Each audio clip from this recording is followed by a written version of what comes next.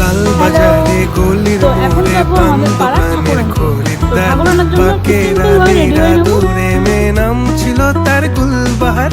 লাল বাজারে গলির মোড়ে পান দোকানের খরিদ্দার,